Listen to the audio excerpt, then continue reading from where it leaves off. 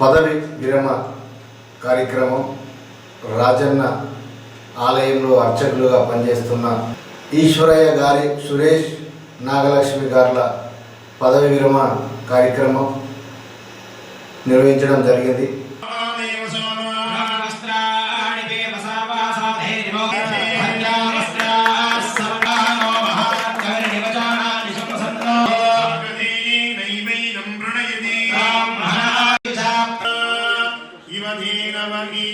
నమస్య జగతాః సుఖేషత్యేనో పంచమవర్ధయన్ షష్ఠమవర్ధయన్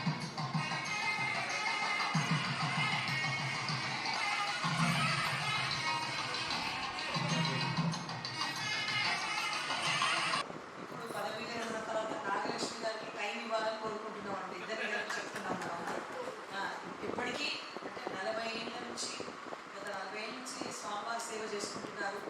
అక్కడ అమ్మవారి సేవ కూడా చేస్తున్నారు. ఖచ్చితంగా ఇంట్లో పిల్లల్ని, వారిని కూడా చూసుకోవాల్సిందిగా ప్రభుత్వం వారు కొంత టైం మేరకు ప్రతి ఒక్కరిని మనల్ని పదవి విరమణ అనేది తప్పనిసరి కాబట్టి చేయిస్తుంటారు. సేవలు మాత్రం ఎప్పుడైనా చేసుకోవచ్చు.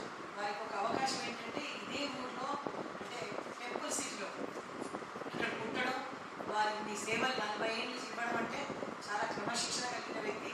నేను చాలా సందర్భాల్లో పిలిచిన సందర్భంలో ఏ విషయాన్ని కూడా కాదనకుండా వచ్చి చూసేవారు. అలాగే ఇక్కడ నివేదనకు సంబంధించినటువంటి విధులను వాళ్ళని క్రమశిక్షణతో ఉంచి వారు ఏం జరుగుతుందో తెలియజేస్తూ అంటే చేదోడు వాదోడుగా దేవస్థానానికి మాత్రం చాలా చేశారు వారు. నేను ఈ 9-10 నెలల నుంచి వారిని ఎక్కువ శాతం పదవి విరమణ ఫంక్షన్ అయితే చేస్తున్నారు, కానీ మళ్ళీ మీరు రావాలని కోరుకుంటాం. చాలా ఫైల్స్ పెండింగ్ ఉన్నాయి. పదవి విరమణ ఇంత గతంలో చేసిన వాళ్ళని కూడా మేము ప్రయత్నం చేస్తున్నాము. ఖచ్చితంగా వారి సేవల్ని తీసుకుంటాము.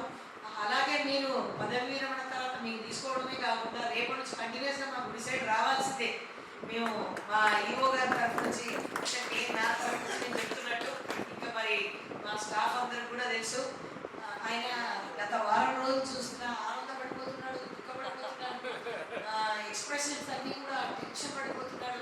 ఇలాంటి టెన్షన్స్ అంటే కుటుంబంలో ఎన్నున్నా కూడా పాపం వారి ఇక్కడ ఏది వ్యక్తం చేయరు. కానీ దేవుడిని వదిలిపెడుతున్నానేమో, ఇక్కడ నుంచి నేను వెళ్ళిపోతున్నానేమో అనేటువంటి అనిపిస్తుంది. ఎక్కడికి వెళ్ళరు, టెంపుల్ టౌన్లో ఉన్నారు. ఖచ్చితంగా రాజన్న, భీమన్న మనందరికీ ఆత్మీయులు, వాళ్ళే దేవుళ్ళు. ఖచ్చితంగా ఈ ఊళ్ళో నిజంగా చాలామంది షిఫ్ట్ అయిపోయి హైదరాబాద్కి షిఫ్ట్ అవ్వడమో లేదు ఇంకెక్కడికో వెళ్ళిపోయే వాళ్ళు కొంతమంది ఉంటారు, కరీంనగర్లో కొంతమంది ఉంటారు. ఇక్కడే ఉండి సేవలు అందిస్తూ రేపు ఇంకా బయట ఉన్న భక్తులకు కూడా సేవ